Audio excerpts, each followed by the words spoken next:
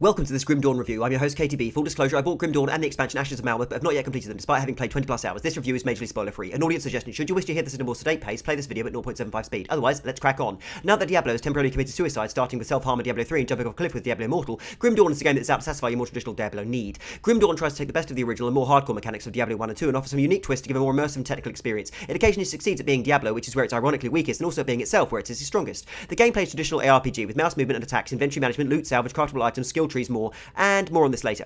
Visually, Grim Dawn is lovely to look at, a proper dark gothic style with ruined villages, shambling monsters, lovely magic and firearms effects, and generally smooth frame rates and performance throughout. The items you receive all change your character when worn or used and give that nice Diablo sense of just trying one more armor set or weapon type. Where the game is more limited, and likely due to it being a small team, it's the variety of icons and models for weapons isn't really there, and with most shotguns, handguns, swords, clubs, etc. looking fairly alike, and even epically named rare weapons sort of appearing like their counterparts. So not enough visual variety in object model or inventory graphics to make it feel like you found something special. Also, sometimes the icons inside your inventory are quite small and finicky. Various craftables like stones, metals, etc. all sort of blur into one at higher resolutions, and it can be hard to tell at a glance what you're carrying. The art and background styles, however, are excellent. The towns, villages, and maps you roam across are really well made and offer a sense of foreboding in a world in collapse. Monsters shamble, run, scuttle, and collapse well, and your character does too. Visually, this is on a par with Diablo, albeit a different style, more gritty and detailed, less primary colours and cartoonesque, but somewhat lacking in visual variety, particularly early on. Audio-wise, the game is a mixed bag. The general music and background score are epic enough, but it's lacking the musical equivalent of something like Tristan's haunting guitar. There's good music here, both in battle and during your exploration, but they're a bit background, and no one tune makes you want to hear it over and over. They add to the atmosphere and aren't intrusive, and that on its own is an achievement, but nothing makes you want to go, oh, it's that track, and hear it at 11. Equally, the game music adds to the dark noir feel, but there's no one title track that makes you feel this is the sound of Grim Dawn. Audio effects-wise, Grim Dawn is good, but not excellent. Again, likely due to a small studio, only central NPCs have voice acting. Most are mute with text bubble speech, as are the books, notes, pages of lore you'll find in the world. These force you to sit and read to piece together the story. Interesting, but because they're not voiced, you can't tell what's important and what's just lore most of the time.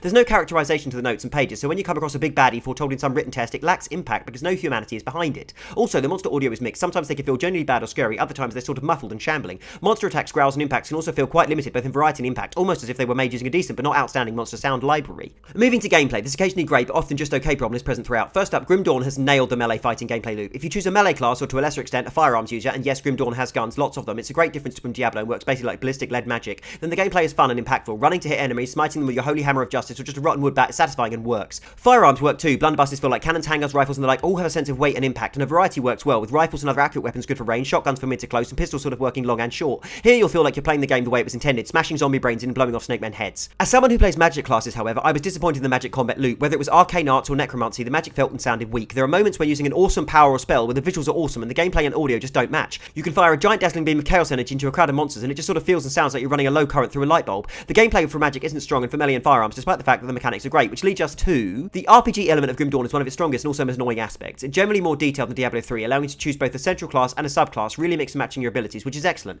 It features an unlockable skill tree in a similar vein to Titan Quest, where you put points into a tree to unlock options, then spend further points on said options once you've unlocked them. There's also an Elder Scrolls alignment style system, where by using certain skills or doing certain things, you can align yourself to particular gods like Chaos, Order, Nature, and so on. These then let you unlock bonuses in a Skyrim-style constellation or star tree. That this exists makes for loads of different character builds and playthroughs, which is excellent. However, the system itself is clunky, hard to navigate and understand. It's not always clear how to use it, it's not very accessible, and you're not clear which thing is doing what sometimes. This is overall Grim Dawn's problem for an average ARPG player. It has loads of interesting and deeper aspects, but RPG play that Diablo has abandoned in favour of simplicity, but it hasn't worked out how to make them truly accessible and easy to use as an integrated part of the gameplay experience. The lore, character, story, and mechanics don't quite fit together, and like the end of a flat-pack furniture project, you're looking at a table that should have been a bed with parts left over and thinking, fuck it, I'll sleep on it anyway. In gameplay, the most glaring example of this is the game's weird difficulty curve and or story mission structure. Grim Dawn starts out with a really interesting premise, some great artwork and acting, and you think you'll get that sort of structure and narrative, but in an effort to be open world, the story rapidly falls into multiple little quests, alignment systems, lack of voiceover, etc., which means you sort of lose the central narrative. I regularly forgot who or what the main plot was I was supposed to be moving through within the world, and it's certainly fine to criticise Diablo 3 for being simplistic, but you always knew what the main goal of the act was, who the baddies were, and you were clear on what you were doing with side quests along the way.